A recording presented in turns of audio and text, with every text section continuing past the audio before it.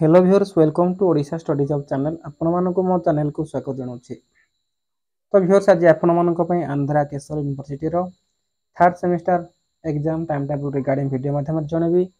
Video शेष पर्यटन देखो सबकिछ जानीपारे। तो चलते स्टार्ट करवा। ये हूँ नोटिफिकेशन आपने देखिपे जहाँकि Andhra Kesari university third semester BEd examination regular and supplementary October 2025 आपण मानकर टाइम टेबल रिलीज हो सारी आपण मैंने जानी भी। तो मुझे डिटेल्स वीडियो माध्यम कहूँ। तो देखो थर्ड सेमिस्टर टाइम आपणकर 2टा PM टू 3:30 PM मध्य आपर परीक्षा हे।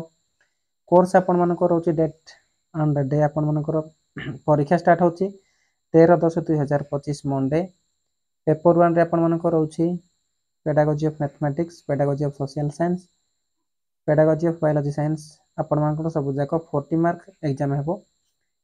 देन आप सेकेंड रोचे आपर 14/10/2025 Tuesday paper 2 pedagogy of English, pedagogy of Telugu, pedagogy of Urdu से सब्जेक्ट मध्य आपर 40 मार्क रोचे।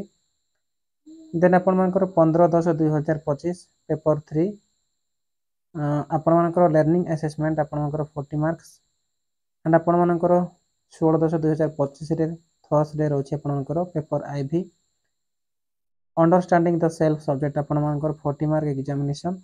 देन आपर 17/10/2025 Friday paper 2 EDS pedagogy of physical science आपन जो रखिछन्ते से मार्क रोचे आपर 40 मार्क। देखो डेट आपन पब्लिश होती 6/9/2025 प्लेस अंगल आपन यूनिवर्सिटी जहाँकि केशरी यूनिवर्सिटी ये लिखाई देखु to the principal of all affiliated college of offering BD courses Andhra Kesari university area copy to PA to vice chancellor register AKU अंगल।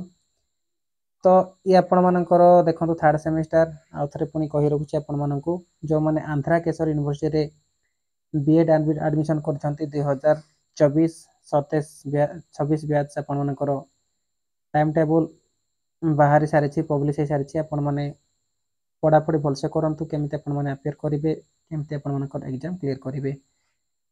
तो होप कि आपण मानक इनफॉरमेशन भल लगी। देन आपण मैंने गोटे गोटे लाइक करेंगे एंड आपण मैंने सब्सक्राइब करेंगे आपण सांगसाथी मान शेयर करेंगे। तो ये लेटेस्ट वीडियो पाइबा मो चैनल को बर्तमान सब्सक्राइब करूँ ऊपर बेल आइकन को दबातु जहाँफल मो पकाता वीडियो आप पहुँची। तो रोची जय हिंद।